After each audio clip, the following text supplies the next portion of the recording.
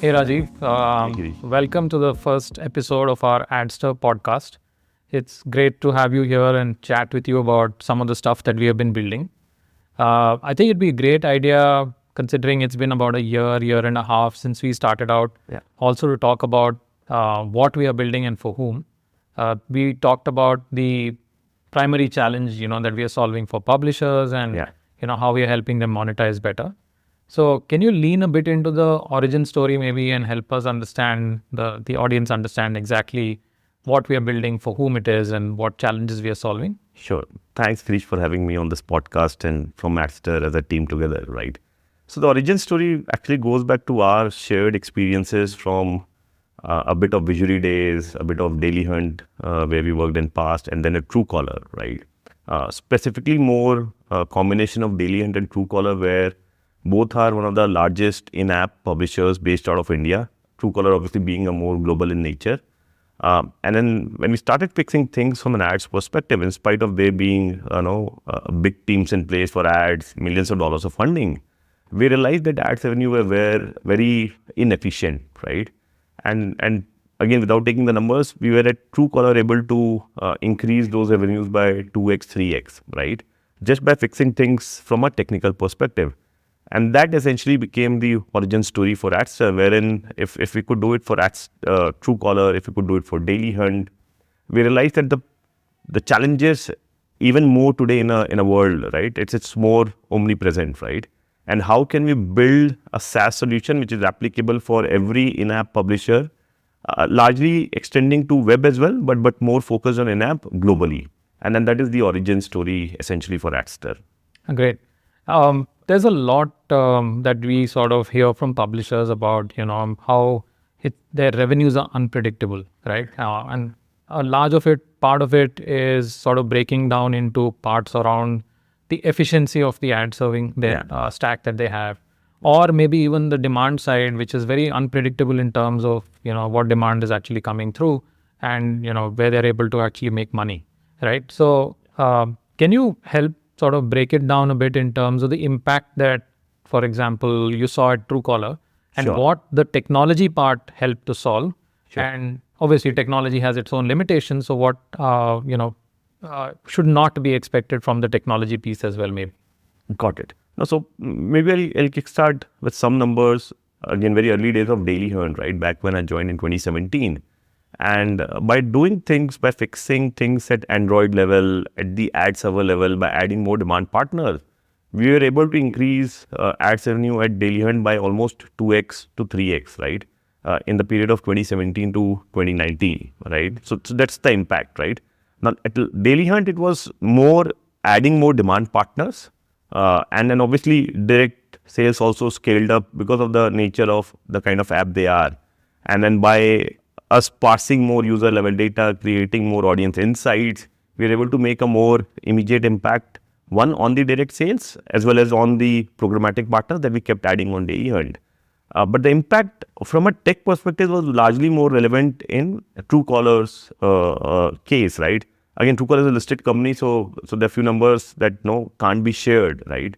But if I were to really break it down, right, obviously COVID helped in taking some decisions where we were able to double or triple our inventory. But even if we take out that noise, we were able to improve our ads revenue from programmatic by almost 2x to 3x there as well, right? And that was by just fixing things at an Android level, right? When we started digging in deep, we started looking at for each placement that we create within an app. And Truecaller, we had like 4 to 5 different placements, right? And Truecaller is a unique app, right? Unlike any other app, you don't really have to engage with Truecaller. An incoming call comes, your app gets activated. If you pick up a phone or if you don't pick up a phone, there's an opportunity to show an ad. But this also causes some challenges in terms of when a call comes, if you're not on Wi-Fi, your 4G, 3G will degrade to 2G, and so there's not proper connection. So when we started digging deep into these numbers, we realized that there were inefficiencies, right? The way we had integrated Google, the way we had integrated Facebook, and then there were more demand partners who were not available. So when we started fixing things, we started seeing this impact, right? And which is where, like I said, for Truecaller, it was more of a technological impact. At DailyHunt, it was more of adding more partners and obviously playing around with different formats, creating audience insights, and making a more direct play there. Got it. Got it. Also, there's this term that we have been using off late. We use it a lot in our pitches when we're talking to publishers, but it's not very well understood, and that is meta-mediation, right? Yeah. It gives the impression it has something to do with meta, Exactly. which it doesn't. Yeah. But then, can you shed a little light for our listeners today on exactly what is meta-mediation, why they should care about it? Because mediation is well understood. Yeah. But meta-mediation is probably, something new, right? Yeah. So can you tell us a little bit more about that? You rightly said, we still as a team trying to figure out whether it is meta-mediation, whether it is orchestration, what does this new landscape be called, right? But keeping that aside, what we're trying to solve for is, again, if we take these examples, both from DailyHunt perspective, Truecaller perspective, Share Chat, to which I have a little insight when we consulted them, right? The whole idea is, one has to understand that Luma landscape, if you would have seen, and it has become so complex over the years, right? The origin of ad network is from 1998, I think. And it then came ad network, then came, ad servers, then came supply side platforms, then came DSPs. And that is when it also evolved into mediation network, right? So let me explain what mediation network essentially means. In mediation network, what one particular stack is saying that, hey, I will mediate on your behalf with the other demand partners. Let's take an example of Google Ad Manager, which is one of the enterprise product from Google for ads for any publisher. So what Google is saying that, hey, here is an ad server of mine called Google Ad Manager, right? Which is, its primary job is to be an ad server, which means you can configure your campaigns, you can put rule engines like start date, end date, this is the targeting, city-wise, etc., and you can run your direct campaigns. But Google Ad Manager being Google's product, and Google has a Google Ad Exchange. So it is inherently automatically connected with Google Ad Exchange, right? So in early days, what would used to happen is you want to use Google Ad Manager, it will automatically call Google Ad Exchange, you will get a bid, and then you will show. But let's say you get few more partners, let's say Yahoo Ad Exchange, right? Or let's say Index Ad Exchange. There was an early player called AppNexus, right? Now, these are all standalone networks, right? And they say, hey, I want to work with you. Let's say I'm a publisher A, right? And they say, I can give you X eCPM. But from a publisher perspective now, if you have to look at it, what is happening is I have to decide who do I call first. If I get a no fill, I would essentially create a waterfall and then call partner 2, then partner 3, right?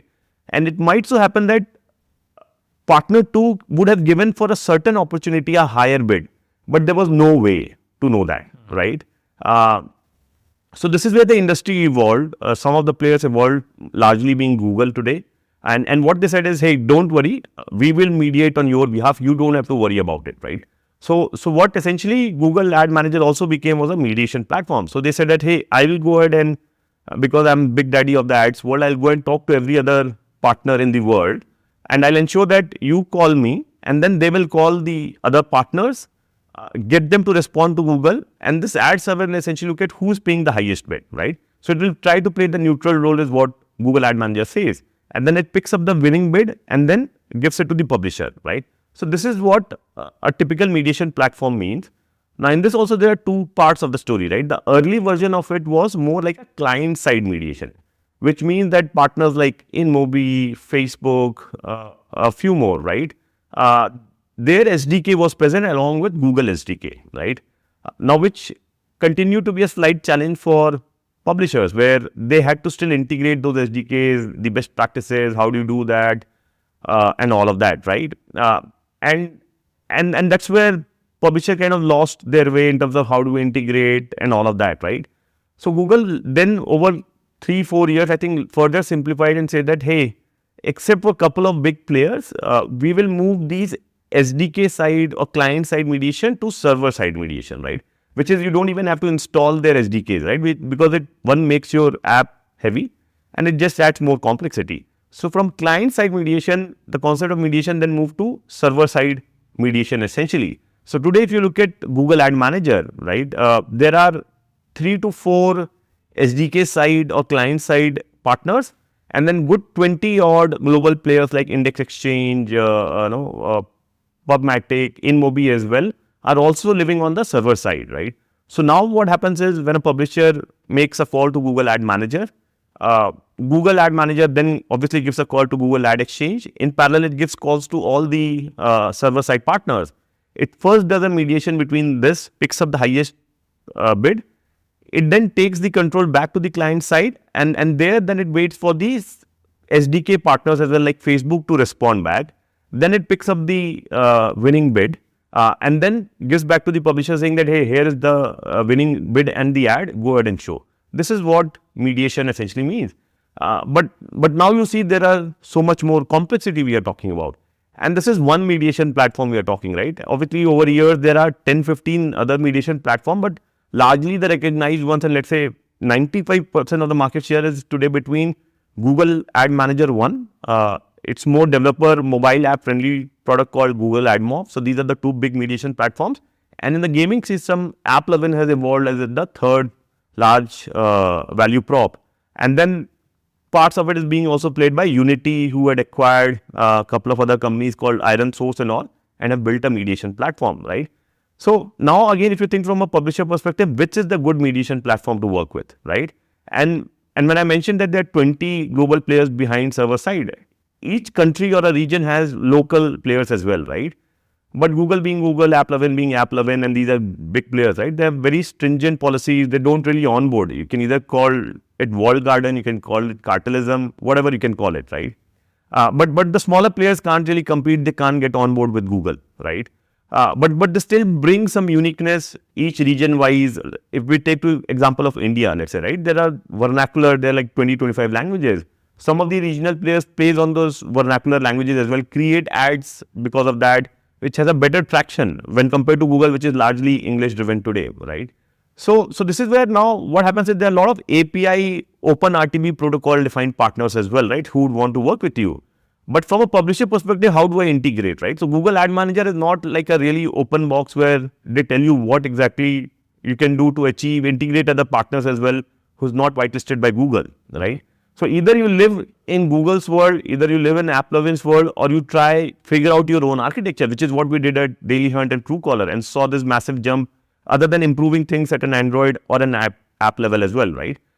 So this is where Adster come into the picture, where we call ourselves Meta-Mediation, which is we say, hey, great, we obviously need one mediation platform, either Google Ad Manager, AdMob, or an App11.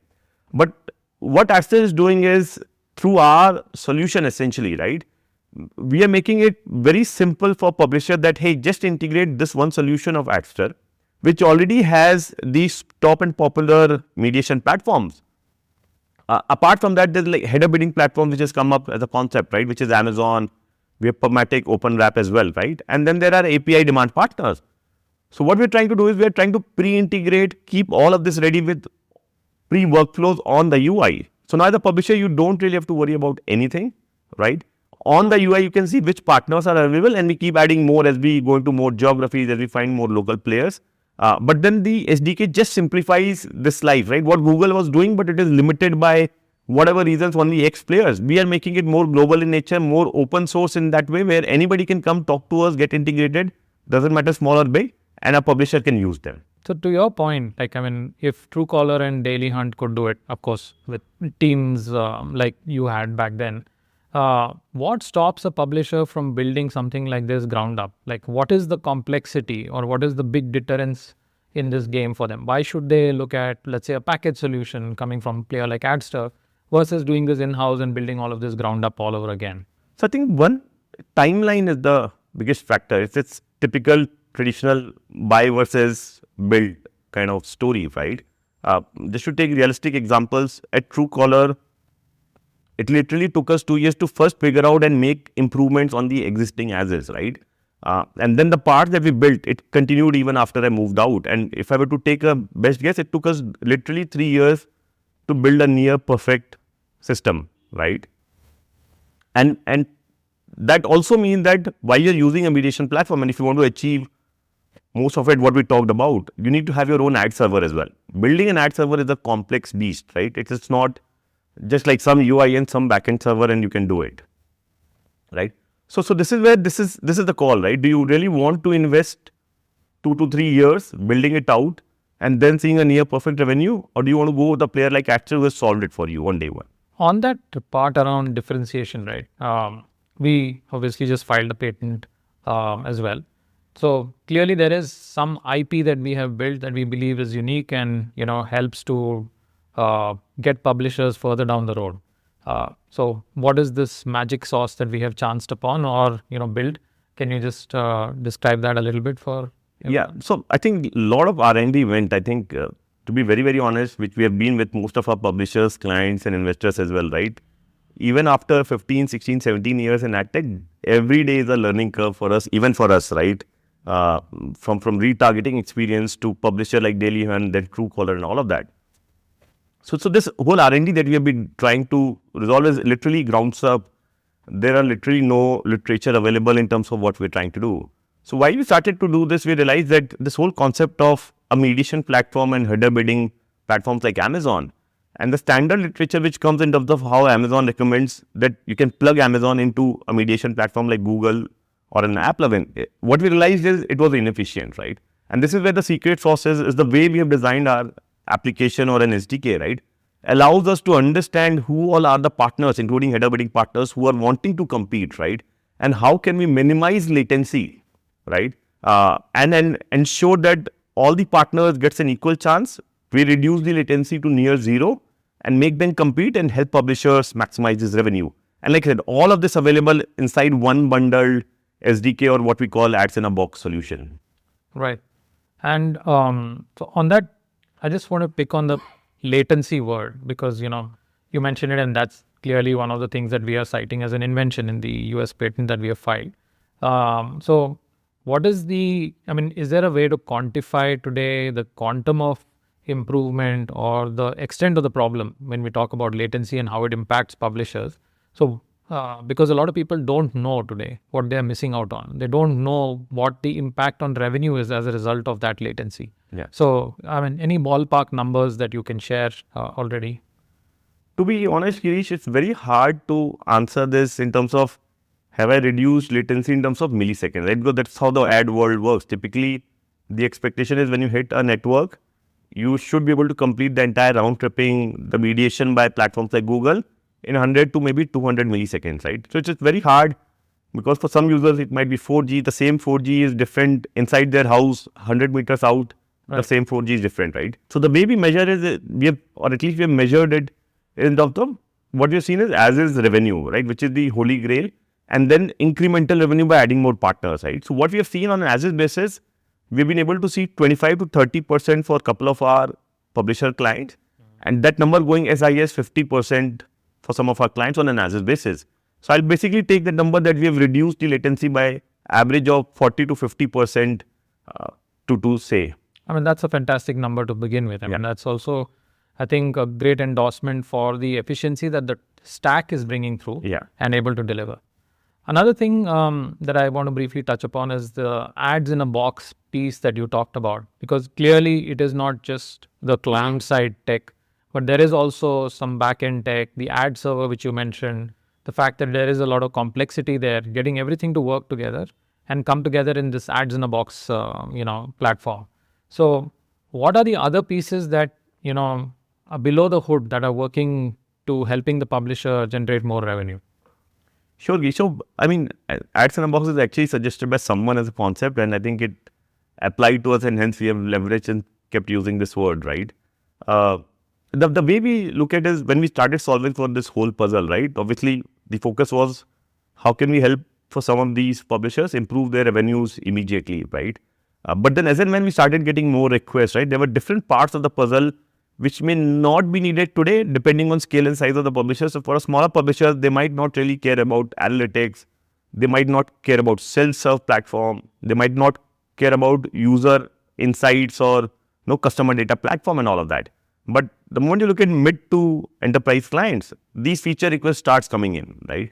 So obviously in our journey, when we built these products, we also ended up building a lot of other 5 to 6 products in and around this core platform, right? And hence this becomes ads in a box platform. And the value prop is, like I said, right, just one integration, right? If it's web, then web SDK. If it is app, then app SDK. And then every feature comes bundled along with it, right? And all the features are essentially geared towards making your revenue improve. So if it is programmatic revenue, then obviously through latency and all of that we improve by audience insights, automating those workflows, right, just to impact your direct sales as well, right? So in the end, our objective is that everything comes bundled as part of ads in a box solution for you as a publisher. Eventually helps you improve your revenues, and we just take a percentage of that improved revenues. That's as high as it can go as a skin in the game, right? So just to talk about what more features are there within 6-7 further module that we talked about is, if you look from a core, one of the feature is analytics, right? Today, if you ask any application, right, or any dev team or a product team or a programmatic ops team, right, like what is your true impression opportunity? It is very, very hard to answer, right? Because what happens is I might have 5 slots in my application and I might have 100 users coming on the app, right? So it makes 100 into 500 actual opportunities. But what happens is we end up calling a little bit more time because every application would have done some sort of caching. They will pre-call the ad, load it and all, right? So this 500 essentially they would have made 700 ad requests. So now all these mediation platforms, ad servers will essentially give you 700. So how many ad requests? Because for them, what they understand is, have you made an ad request to me? That's the starting point for any ad server, mediation or a network, right? So they'll show you 700, which means for them 700 was the opportunity, but the actual was 500. This is what the genesis for us to build more ads level deep data analytics, right? So this is one significant module that we built out where at an app level, we give a lot more holistic data for you to understand how many ad requests was made to which all partners, Google, AppLovin, InMobi, PubMatic, AdJabra, AppNext, etc. Who responded back, right? And what was the actual impression opportunity and how many impressions were shown, which is not available in any of the platform today. There's no holistic view as such, to be honest, right? The second is in some of these mediation platforms like Google, again, coming from experience with some of the companies that we talked about, right? You do certain change in app, and that's a typical challenge with app. You roll it out 5%, 10%, and let's say that version was a buggy version. By the time it reaches a certain adoption of 30, 40%, and it will, let's say the bug would have demonstrated in terms of loss of revenue, it becomes months, right? So this is where what we realized, and it was all human till today, right? Which is some ops person will try and look at the reports. You will do once, you will do twice, you will do for a month, you will do for 6 months. Eventually, people start to give up, no matter how much Looker Studio we talk about, no matter how much, right? And obviously, every client is defensive in nature. No, we can do it. But the reality is what we have built is hourly automated data pipelines where we look at for each application, the version and ad unit cut wise at an hourly level. And whether for this ad unit, for this version, has it dropped? So what this means is we compare the hour versus the same hour last week, because a Monday same as Monday in ads world, a Tuesday same as Tuesday, but Monday and Tuesday are not similar, right? So we compare the same day over last 4 weeks, right? Compare with the average benchmark, and then start saying that on a certain parameter, has the revenues gone down, gone up? Certain metrics like fill rate or a CTR has gone down or up, and immediately trigger an alert to the publisher or their dev team saying that, hey, looks like something is off at a certain threshold, not like every small ad units as well and all. So this is what is a very important module. The third that we have built is self-serve, right? Again, for enterprise clients, again, from if I see the data of DailyHunt and Truecaller, they have the possibility of contributing to good 10 to 15% of your revenue, which is not bad. And if you look at Facebook, obviously we are talking about a different beast and a scale, but there the numbers are that close to 60% of Facebook revenues is from the self-serve platform, which is everybody in the world uses through Facebook.com and runs ads. The fourth is for the newer clients like e-commerce and all, we've also built a retail media platform, right? So the same platform today, let's say there's an e-commerce player, they can create a generic slot, which means they can put endemic ads or branded ads, like let's say if Nestle is selling on my platform, let's say Zepto today, right? Then Nestle can compete for those generic ad slots, and you can also make these platforms, our brands compete with programmatic ads as well. And then you can create a catalog ads or a search ads, where obviously you don't want to show programmatic. And there you have a bidding engine where all the brands who are competing for a certain keyword or for a certain category, they will compete and then they will be able to bid. So this also comes bunched into one single platform where you don't really have to build different parts of the module, You don't have to work with 2, 3, 4 different players to achieve the same outcome. One single platform allows you to run programmatic ads, allows you to run retail media ads, to the extent that we are also looking at in-store ads, digital out-of-home and all of that, right? So that is why we call this as an ads in a box solution. From your earlier description, or you alluded to the Lumascape and the crowded landscape within adtech, and how there are point solutions for every single space. So the ads in a box platform is essentially, aggregating or consolidating that into one single stack that talks to the different components, but gives publishers that one single, entry point which they can use to sort of work with. Also, what is striking to me is the fact that, it follows the evolution of the publisher as well. So they can start with programmatic and then add on the different pieces and modules as and when they scale to the direct side of the house. And, if they're an e-commerce player, then they also have the retail media platform, to go along with. And this is where our job also comes in as a consultant as well, right? Where we let them know, okay, hey, why don't we activate this module? Because we are anyways not charging them anything additionally, right? That the whole idea is to help them discover more revenues, right?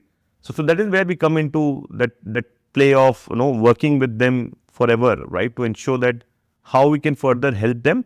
And then the way we are trying to design as much as possible is we are not trying to become another walled garden eventually, right? That hey, we have built pieces, so we're trying to keep it, I don't know what's the right word, but more open structured in those ways that if there are other independent solutions, they can also work with us, right?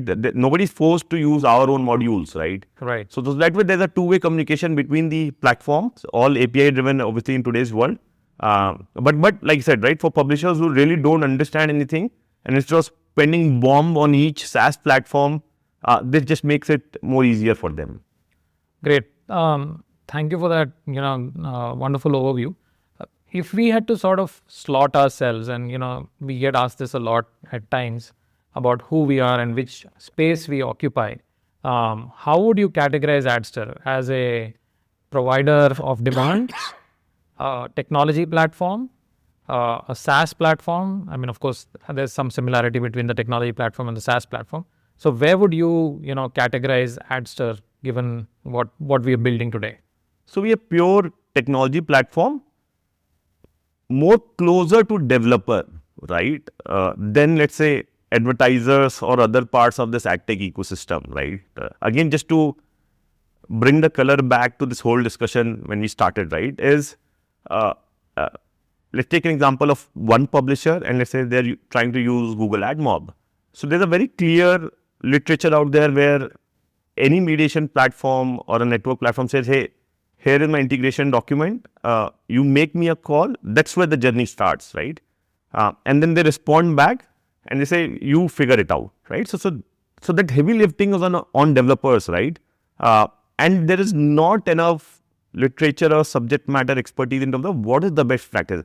It is there, but it really is hard to make a sense of it.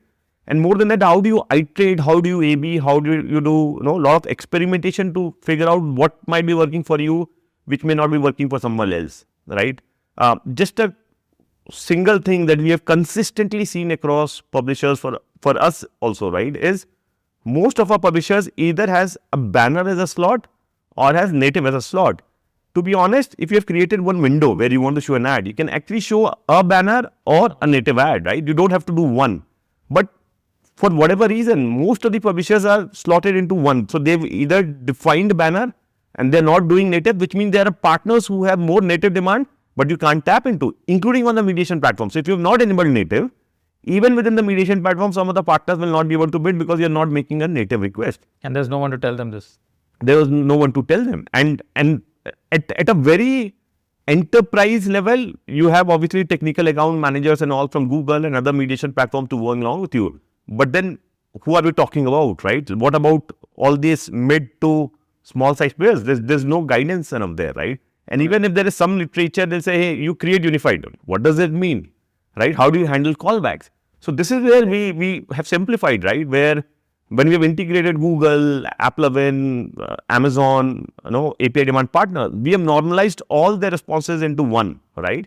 And then when we obviously try and integrate today, like I said, we also do a bit of consulting at the start, right? What is the best practice to do? And then we guide them that, hey, if it is just banner, why don't you create a unified plot so that it can have maximum opportunity to fill. So this is where the play is. So we are more of a technology platform, but closer to developers, solving for their challenges where they don't have to spend months and years trying to figure out who should be my first primary mediation platform. What if tomorrow you want to change? Now our SDK will have, let's say, AppLovin as well.